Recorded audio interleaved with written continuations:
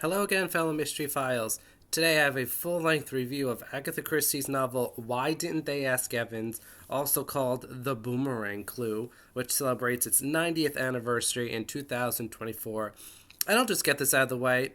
I really do not enjoy this book. I thought the first half was pretty decent, but after that, it got rough. It took me way too long to reread this novel. I was hoping to enjoy it more than I had in the past because I love the BritBox Hugh Laurie adaptation of this novel, which I think is one of the best Christie adaptations. Didn't give me any more appreciation for this novel, but you know what? I can't like everything, and I long ago decided I would cover books I didn't like as much, so here we go.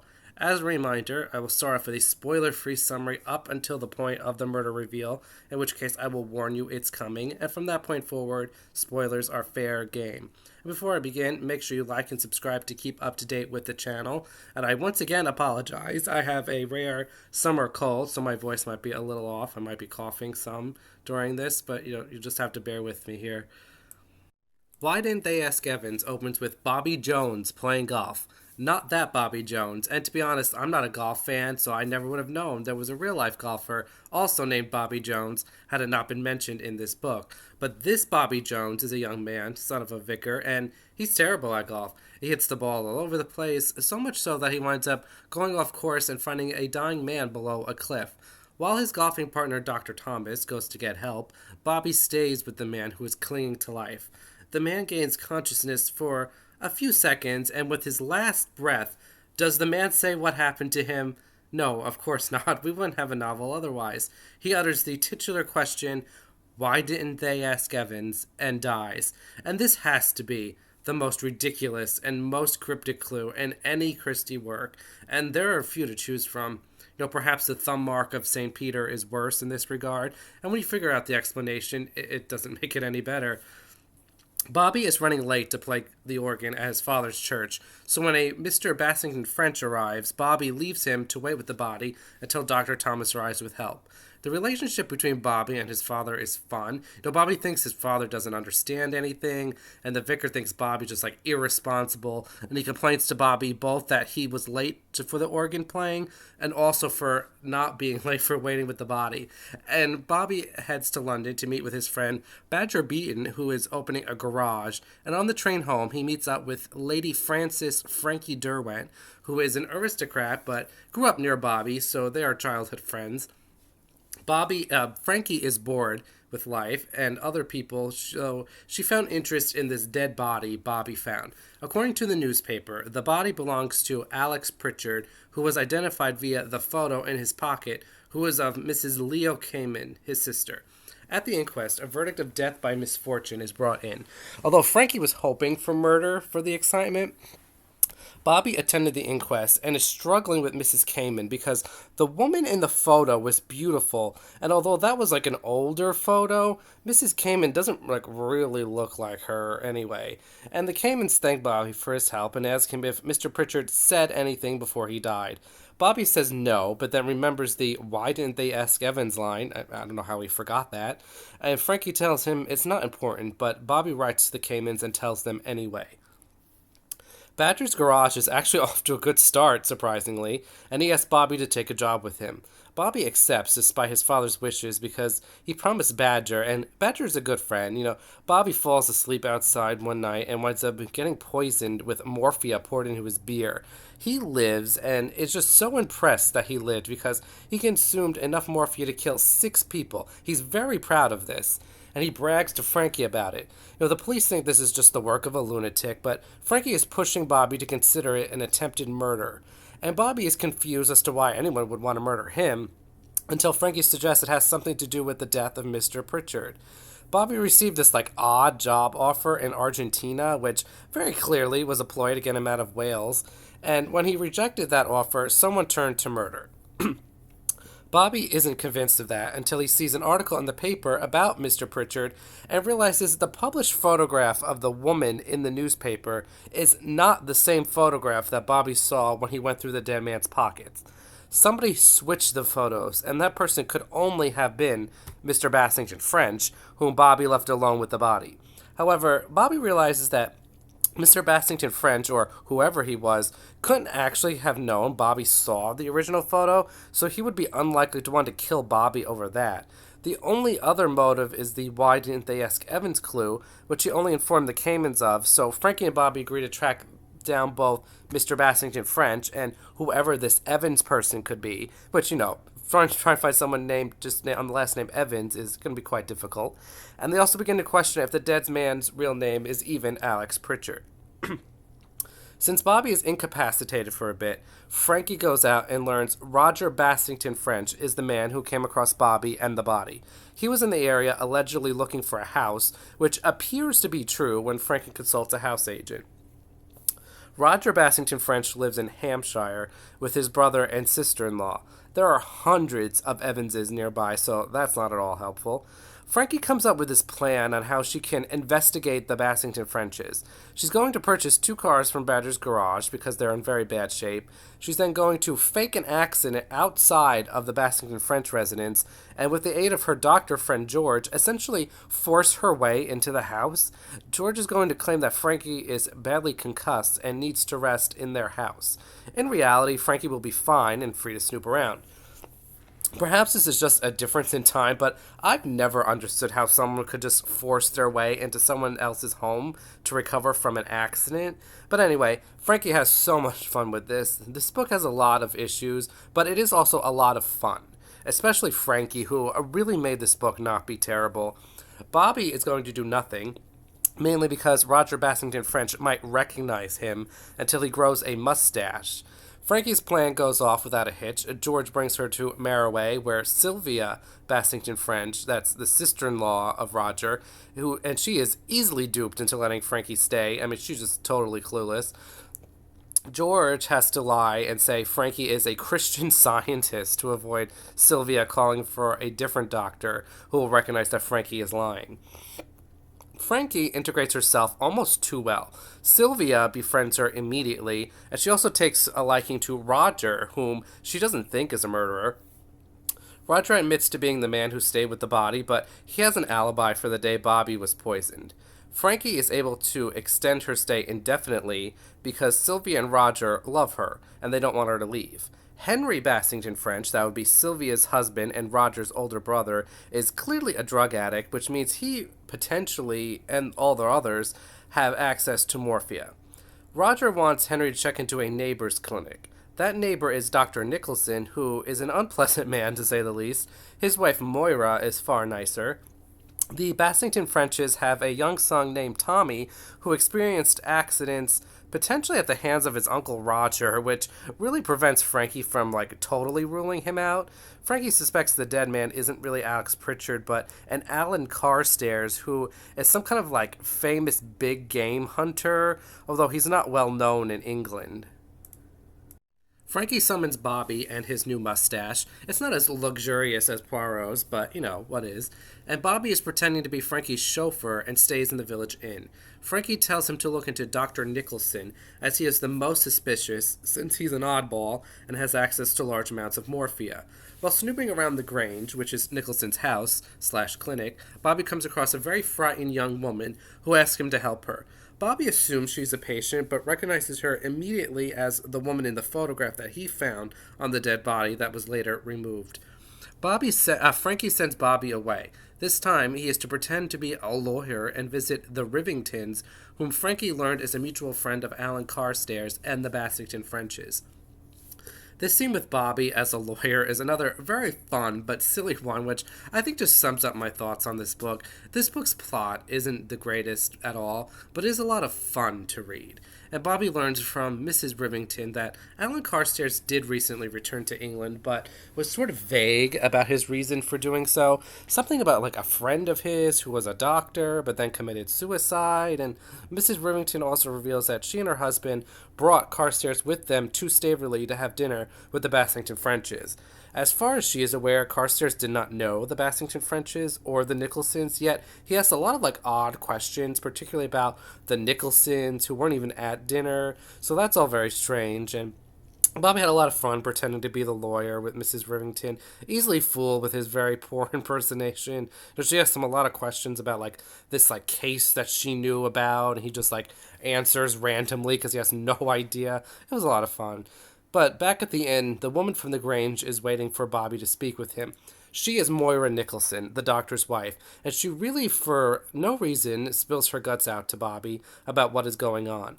She's afraid her husband is going to murder her because he's in love with Sylvia Bassington French, and and she believes her husband has been supplying Henry with morphia as a way to check him into his clinic and then murder him. She also knows Alan Carstairs, with the implication that they dated before her marriage, but Moira insists she never told him where she was or that she married or like what her new name was. Bobby and Frankie decide, rather unwisely, I might suggest, to bring Moira into their confidence and tell her about all about like who Bobby really is and that like Frankie's accident was a fake and all about like the photo swap and why didn't they ask Evans and basically everything. Moira doesn't think Roger is guilty because he doesn't seem the type, to which Frankie agrees. There's some mild tension between Bobby and Frankie over Roger. Bobby is insistent Roger has to be involved because he's the only one who could have swapped the photos, but Frankie has seemingly fallen for Roger, or at least, as she says, Roger has fallen for her. Frankie confronts Roger about stealing the photograph, and he admits he did because he recognized Moira and didn't want her dragged into it. He also claims he didn't know the dead man was Alan Carstairs because Bobby had put a handkerchief over his face and Roger never looked under it. This story is, to say the least, flimsy, but still plausible, and Frankie seemingly buys it. Frankie then reveals the entire truth about the situation to Roger, including the plot regarding Bobby. Roger is sort of vague about whether or not he thinks Dr. Nicholson is the killer or leading like a drug ring or something. Dr. Nicholson has been trying to convince both Roger and Sylvia to send Henry to his rehabilitation center. Roger suggests that looking into the Caymans might be helpful. The Caymans being, that couple who identified the body as Alex Pritchard, because they obviously gave a wrong identification if the body was Alan Carstairs. And Frankie is also wondering, why the dead man would have Mrs. Cayman's photo on him. And this is really a huge plot hole here because it was already established as fact that the body did not have any other photos on him. It was just the one of Moira. Bobby confirmed it was only Moira Nicholson, but now Frankie and Roger are discussing this other photo as if the dead body had two photos on him. Sylvia announces Henry has agreed to check himself into Dr. Nicholson's facility, and then she gets mad when Frankie and Roger try to convince her to do the exact opposite about what they were trying to convince her to do this whole time. They spend much of the novel trying to convince Henry he needed help, only to back out of it now. And this argument is all for naught because Henry dies pretty quickly afterward. It appears he shot himself in the head. He did leave a suicide note, and his study, where it happened, was locked. Frankie is suspicious, but somehow Dr. Nicholson shot Henry, which doesn't make any sense at all how he could have done this. He did show up to the scene pretty quickly and suspiciously afterward, but Roger doesn't think this is the case. Frankie decides it's finally time to leave the Bassington Frenches because she's long overstayed her welcome. She's been there for a week or 2 weeks or whatever. She and Bobby decide that they have to take Moira with them because she's potentially in danger now that Henry is dead, but Moira has disappeared. Bobby stays in the area to search for her while Frankie leaves to track down the Caymans. And I was struck when I was rereading this book just how much Frankie there was in this middle portion. I would still say Bobby is the main character, but I just do not remember how much Frankie and how little Bobby there was in the middle portion of the book. I'm fine with it though, both were a lot of fun. Frankie finds very little info on the Caymans. They seem to have vanished, but she does come across a newspaper article about a yacht owned by John Savage, which is a name we've heard mentioned in passing before. Mrs. Rivington told Bobby that Alan Carstairs might have been in England because his friend John Savage committed suicide when he was diagnosed with cancer, and Sylvia also mentioned this name at one point. Frankie goes to see her lawyer, Mr. Scraggs, to inquire about John Savage's will. Mr. Scraggs is all upset because, first of all, he doesn't want Frankie getting involved with John Savage because, quote, he's heard things, unquote, and he doesn't like them. And second, because someone's been going around impersonating him. He loosens up when Frankie explains the impersonation, but that was really Bobby, and she kind of does all this, but without mentioning Bobby by name. Now, Mr. Scragg conveniently was Alan Carstairs' lawyer as well, who consulted with him about John Savage's will. As Mr. Scragg explains to Frankie, there really isn't anything odd about the will. Savage left the bulk of his estate to a Mrs. Templeton, a married woman whom Scragg implies was seducing Savage. And although this may seem strange, Savage didn't have any close relatives to leave his money to. He did have, distant relations in Australia he never met, but it's not like anyone was disinherited. And Savage also left money to charities, which is what Carstairs found so strange, since Savage wasn't a charitable type of person. Carstairs let Mrs. Rivington know that he was heading to the village of Chipping Somerton, not Chipping Cleghorn, where the Templetons lived. Frankie thinks the Caymans sound an awful lot like the Templetons based on the description. Meanwhile, Bobby is investigating the Grange, where Nicholson has his clinic. He snoops around and doesn't really find anything of interest. He doesn't see Moira anywhere. He winds up falling from a tree, but then quickly gets hit on the head and blacks out. Frankie receives a telegraph, allegedly from Bobby, telling her to go to Chipping Somerset because he headed there too to look into things. And when Frankie arrives at this house that was allegedly the Templetons, she is chloroformed. And, the reader definitely saw this trap coming a mile away, but Frankie fell for it. And this is where I end the spoiler-free section, so back out now if you don't want to be spoiled. You've been warned. Frankie comes to in a dingy little room. She's tied up, as is Bobby, who is also gagged, and they quickly realize they were duped when Dr. Nicholson walks in and ties them back up and threatens to murder them. When he leaves, Bobby realizes the man wasn't actually Dr. Nicholson, as he claimed, but Roger Bassington French, because while the face was obscured and it sounded like Nicholson, the earlobes were clearly that of Rogers, I guess. And Frankie also realizes that Nicholson mentioned Frankie joking about getting into accidents, which she did make in front of Roger.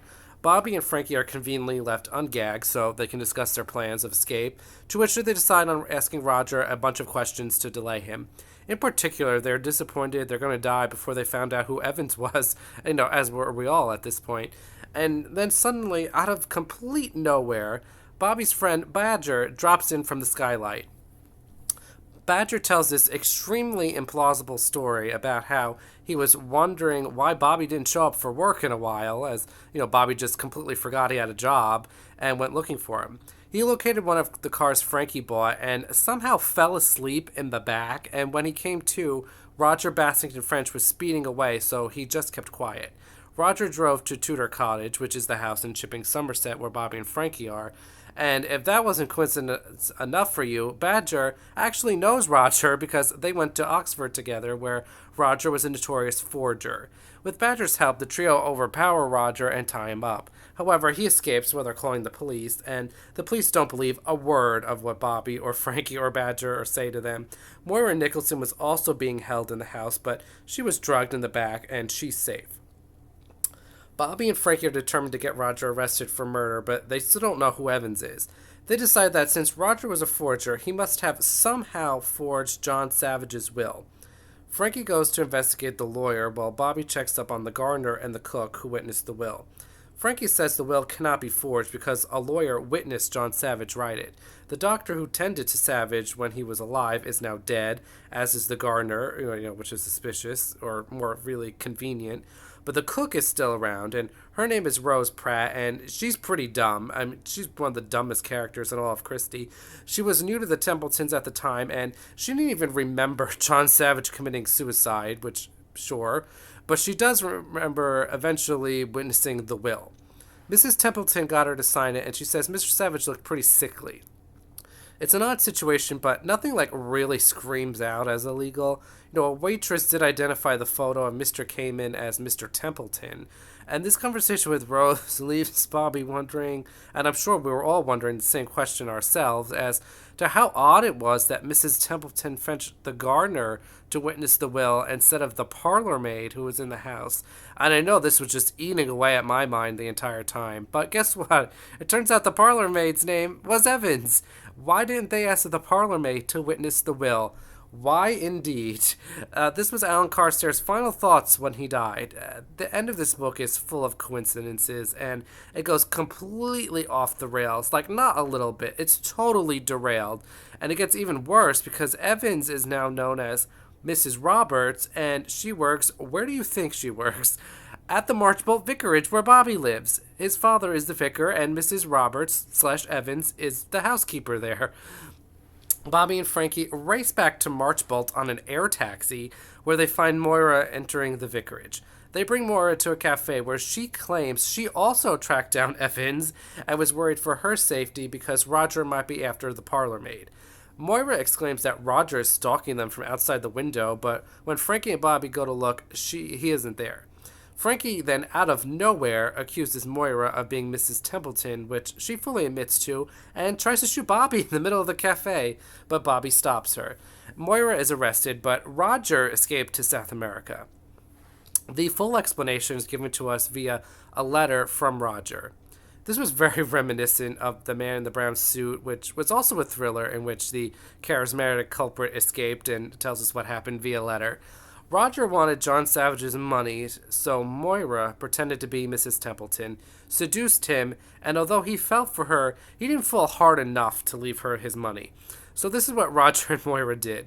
Roger went to the doctor pretending to be John Savage. He was not diagnosed with cancer, but started spreading the story that John Savage was paranoid about having cancer. Mr. Kamen pretended to be Mr. Templeton, while Moira seduced John Savage. Then, Roger pretended to be John Savage while Mrs. Templeton fetched a lawyer. The lawyer was legitimate, but he didn't know John Savage, so he was fooled. The will left most of the estate to Mrs. Templeton. Moira called in the nearly blind and elderly gardener and the nitwit cook Rose to witness the will because apparently neither one of them knew the real John Savage, even though he had been staying there for weeks or even months at a time. They didn't ask Evans, the parlor maid, because she did know the real Savage. This doesn't make any sense to me, but more on that in criticism. Moira and Roger then killed Savage to make it look like suicide and collected the inheritance. But then Alan Carstairs came around, suspicious of everything. He visited the Bassington Frenches and noticed a photo of Moira, whom he knew as Mrs. Templeton, so he knew something was up. He tracked Evans down to Marchbolt because he just couldn't get over that she wasn't a witness to the will. Again, one of the most pressing issues of the 1930s for sure. So Roger followed him and killed him. It was Moira who poisoned Bobby. Roger also murdered his brother Henry and tried to murder his nephew Tommy because he wanted to inherit that estate for himself. Unfortunately, we don't really know how he pulled it off because apparently it was just so complicated and so genius. Roger refused to explain it because no one would understand. He literally writes that. And to finish things off, we have some pairings. Sylvia Bassington French will get together with Dr. Nicholson, and Bobby and Frankie become engaged just before Bobby takes a job in Kenya. The end.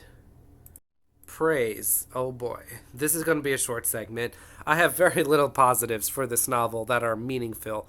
The biggest selling point for this novel is just how much fun the beginning, third to half is. It's all because of the antics of Bobby and Frankie, and to a lesser extent Roger and Badger, who also have their moments. Bobby and Frankie are fantastic characters. There are two young people with no money. Well, Frankie has money, but it's not really hers yet. And they're bored in this dull Welsh village and with nothing to do, and they want adventure. It's very Tommy and Tuppence, like a lot like Anne Bedingfeld from Man in the Brown Suit. We see this set up a lot in early Christie thrillers. It always works, and it always delivers on terms of, the entertainment aspect. I kind of wish this was a Tommy and Tuppence novel, to be honest. I adore Bobby and Frankie, and as much as I criticize cryptic last words, I will begrudgingly admit they do add a lot of intrigue to the story. You're constantly wondering who Evans is, and there are other mildly decent tricks as well. I think Dr. Nicholson is fine as a red herring, and because this is a thriller, it's okay that he is a bit obvious of a red herring. And I love the scenes where Frankie or Bobby pretend to be someone else, like the lawyer or whoever. There are a lot of good things here. It's just that there's a lot more negatives. The only real selling point is just this novel is a lot of fun. But to be honest, I still struggled to get through it. It took me way too long to read this book. And on to criticism, which is a much longer list. This is so rarely the case in Christie, especially in the 1930s, when Christie is at her zenith, but there are plot holes in this book. Multiple plot holes. For example, there are times when Frankie is investigating a second photo, in the dead man's pocket, even though it was already established there was only one photo. Things like that. There aren't like too major, but they're still noticeable. They're not minor. No, I think this book is basically the exact same plot as The Man in the Brown Suit, which is a much better novel. Think about it. Both books have a bored female heroine seeking adventure, her male partner with whom she has a slight romantic tension with, who is being pursued by people who want to kill him because of what he knows, and he goes under assumed names at various points in the story. There's a murder near the place where the heroes live, but the investigation takes them far away. The big bad is a man with an accomplice who escapes justice but lets the accomplice take the fall. They had framed another innocent man with close connections to them. The big bad sends a letter explaining everything at the end of the book, and the heroes get captured but escape and ultimately fall in love, get married, and move far away from where they were living. Christie reused plots a lot, but she didn't really, change all that much here. The cryptic clue is just so ridiculous and nonsensical. I'm not really certain how likely it is that someone could pull off this plot like Roger and Moira did. How on earth the Caymans were able to impersonate other people in a courtroom is baffling to me. I don't understand how the lawyer was tricked by the fake John Savage. That seems really unlikely. I hate the murder of Henry because it apparently was very clever, but Christie willfully does not explain to us how it was pulled off, and the ending goes totally off the rails. The first half of this book is actually a pure murder mystery. The thriller part doesn't start until later when Bobby and Frankie get captured, and they escape and they fly home in a stunt plane or whatever it was. It's very jarring because it goes from mystery to thriller with no build-up, no warning. If this had been a pure mystery novel, it would definitely be a better book. And even if it was a pure thriller, to be honest, I don't think it would be better, but it wouldn't have this specific criticism. There's so many coincidences and contrived conveniences. Some of the people who knew John Savage and those people who are dead, like the gardener and the doctor. Frankie's lawyer just happens to know all about John Savage and Alan Carstairs. The cook Rose is just so unbelievably dumb. How does she forget someone committed suicide where she worked? That's not something you forget. The list goes on. And the ending is just so off the rails. Now, to be fair to Christie, I think it's intentional, as she seems to be mocking the thriller genre a bit. Badger just happened to be in the truck when Roger stole it, and he breaks into the house via skylight, which is absurd. Which, to be fair, it is made fun of, that they, Bobby and Frankie are hoping someone will just come out of the sky and save them, which does happen. The whole ending is just strange. Evans, the parlor maid, not called to witness the will, just happens to be working at Bobby's vicarage. I was long baffled as to why this book is also called The Boomerang Clue, but apparently it's because Evans being at the vicarage is like a boomerang because it sends Bobby and Frankie back to where they started, like a boomerang returns to its thrower. This would have made more sense if Evans, under her now Mary name, was at least a semi-important character in the beginning of the novel. I also don't know, how we were ever supposed to solve the cryptic last words. Every part of the mystery needs to be solvable, not just the who or the how. I could go on and on here, but the point is, this book has a lot of issues and a lot of avoidable issues, and it's just not that good. I struggled to get through this book. It took me way too long to reread this. I was actually very close to just not finishing it and not making this video. Now the characters are pretty fun here. Let's start with our hero in Bobby Jones, who is a great character. I love his little character moments, like how proud he was he survived such a large amount of poison that would have killed 6 people. I loved his impersonations of the lawyer and as Frankie's chauffeur. Bobby and Frankie really made this book for me. It would have been a total disaster without them. I always like characters like Bobby who are fun and rebellious and seeking adventure. It's not highlighted a lot in the novel, but his relationship with his father is nice. They don't really get along, but they have a lot of unstated respect for each other. And I like that Bobby is kind of a doofus, but quick on his feet. He's very Tommy-esque in that way. One of my big pet peeves in thriller novels is when amateurs have everything go right for them. And that is not the case here. Bobby makes a lot of mistakes. His disguises don't hold up for very long, although they do get the job done. I like how he's a terrible golfer. There are just so many great character moments from Bobby that integrate nicely within the plot. He didn't make my top 30 regular characters, but he was pretty close. It was a lot of fun, and I wouldn't have minded at all if Christie reused him in another novel, but unfortunately, she didn't. And much the same goes for Frankie, Lady Frances Derwent, who was more the star of the novel than I had remembered. She probably does have more page time than Bobby does, but I think Bobby is still the main hero. She's sort of both the brains of the operation while also doing some of the legwork. I love her faking of the car accident, which, while a little ridiculous, was a lot of fun, and the ease in which she convinces the Bassington Frenches to let her stay is remarkable. I think it says a lot about her. And she's our prototypical bored heroine who wants to leave her boring village life for the big city. She's very much like Anne Bedingfeld, who I feel is a slightly better character because she's savvier and more independent. Frankie's a little too eager and way too loose with information. I love her relationship with Bobby. It's actually one of my favorite Christie love stories because it's so subtle and not overly sappy or thrown in your face. It never takes precedent over the main story. There's a clear romantic tension between them, but they do appear to be mostly friends. But it really only comes to the forefront when Frankie gets jealous over how much Bobby keeps fawning over Moira's picture, and when Bobby gets jealous of Frankie for defending Roger, and that Roger has to be innocent when it's very clear he cannot possibly be innocent. There's a little bit of Miss Marple in Frankie as well. For me, it came out when she's dealing with her lawyer and extracting information from him. She knows how to handle older men. But Roger is her weak spot, in much the same way the big bad was for Anne Bedingfeld in The Man in the Brown Suit. Frankie is just way too fast and loose with information, which does lead to a lot of intrigue later on, because Roger knows their plans and he can guide them in the wrong direction. But Frankie, for me, was another all-time great character who really prevented this novel from becoming total garbage. Moving on to our murdering duo with Roger Bassington French, who I had at number 85 of 100 Christie killers. I think there's room for him to move up to the mid 70s at the highest. It was a lot more fun than I remembered. He's a pretty devious individual, killing Alan Carstairs and his brother Henry, and then trying to kill his young nephew. I do think he gets a little cartoony at times, especially toward the end, but overall, he's a very strong murderer, very likable character, actually. He's the young, charismatic man who has all the women eating out of his hand and all the scorn from the other men. He does a very good job of gaslighting Frankie and even Moira at times. He does appear to be very devious and clever, but unfortunately, we aren't told how on earth he murdered his brother, so that's always a knock for me. And I liked Roger more than I had remembered, but at the end of the day, he is still a murderer in a Christie thriller, so not an all-time great.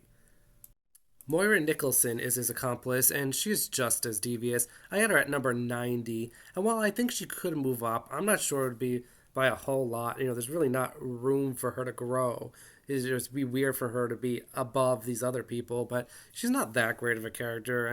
No, I do think she had her moments. She's the one who tried to murder Bobby by poisoning his beer, and she does a good job of playing up the meek, frightened wife, but she does a very poor job at the end and winds up getting apprehended while Roger goes free. But she does an apparently good job in luring Alan Carstairs into leaving her his money. I think maybe Moira was underutilized. She plays a big role, but we didn't really see her in the novel, and we didn't really get to know her in any meaningful way. I thought she was fine. She wasn't terrible. Not much to say about our main victim, Alan Carstairs. We never, meet him on the page, but we did learn a lot about him. He gave me, mild Teddy Roosevelt vibes as this, manly man, explorer, and world traveler. I didn't quite understand a lot of his motivations until looking into John Savage's will. He was away for a long time, so I don't know why he thought, something was suspicious. Something was suspicious, but, I don't know how, he would have known that, or why he thought things, or why he was worried about Mrs. Templeton inheriting when there was no one else, unless he thought he was going to inherit, but that didn't appear to be the case. Not much to say about our other victim either, Henry Bassington French. He was fine, a drug addict and possibly someone forced into drugs by Roger and Moira as a way to eventually get him out of the way so Roger could inherit the estate. I mean, we didn't get to know him that well as he was mostly checked out of it. You know, he was Bassington French, the least into like Frankie in her stay, and he was always like withdrawing into the library with his books and I mean, to be fair, it was with his drugs, but sort of get the impression it was, his books initially at least. Another Christie victim whose impression on the reader is mostly given to him by other people rather than the reader seeing him for himself. Moving on to the other characters, I really liked Badger Beaton. I wish he had a bigger part in the novel. I loved his constant mentions of his failed business adventures and well, until he started the garage, which everyone assumed would fail, but it is going to succeed in the end. He has a stutter, and despite how much of a dummy he's portrayed to be, he's actually quite smart. His garage will succeed from all of his hard work, even though Bobby was of no help to him, and he would have been a lot of help to Bobby and Frankie and their investigation because he knew Roger from his Oxford days and knew Roger was a forger and to other shady things, which is probably why Christie sidelined him because he would have known right away Roger was up to no good. But the book could have used more of Badger, especially since he just appeared out of nowhere at the end and then very quickly disappears again right afterward. So that was disappointing. I would have liked to see more of him. We have Sylvia Bassington French, who I think had her moments. She was kind of scatterbrained and didn't seem to notice her husband was a drug addict or her brother-in-law tried to murder her son on multiple occasions. She didn't notice that Frankie was basically squatting in her house. I really liked her at times. She was funny when she finally admitted Henry needed to check into Dr. Nicholson's clinic, only for Roger and Frankie to change their mind, and Sylvia just completely upset with them about it. It's implied that she will marry Dr. Nicholson, and good for her. I didn't have strong feelings for her either way, though I think I do come out more positive on her. I mean, like I said, she had some fun moments. Dr. Nicholson, I thought, was a good red herring, and while he was almost too obvious to be the actual culprit, that doesn't really matter in a thriller. I thought he was a nice balance of believing he could be a murderer while also being like creepy and weird enough that you didn't feel bad over all the slander he received. In retrospect, there was really no reason to believe he was anything other than genuine. He will marry Sylvia, which, good for him. Dr. Nicholson is another one of those Christie characters whose impression is made by other characters, and he isn't allowed to speak for himself. Even at the end, when he's cleared, we still, don't know anything about him, but we can assume he's genuinely a nice guy who takes care of drug addicts and other people who need his help. And good for him. Again, he doesn't really get his due at the end, but, this is still a thriller, so it doesn't really happen most of the time anyway. And that is it for this video. There are other minor characters who I actually did like a lot, like Mrs. Rivington and Mr. Scragg, but they weren't worth giving their own sections to. And let me know what you think about Why Didn't They Ask Evans or the Boomerang Clue. I'm sure many of you enjoyed it much more than I did. And again, I apologize for the coughing in the video. I am under the weather a little bit. I'll do my best to edit out as much as I can. And hopefully next week I'll be much better because I have a new type of video, a very fun one I'm looking forward to, a theoretical exercise of what if Miss Marple appeared in Poirot novels? Or more specifically, could Miss Marple solve Poirot's cases? Again, this is just a fun exercise, so stay tuned for that. Until next time, Mystery Files.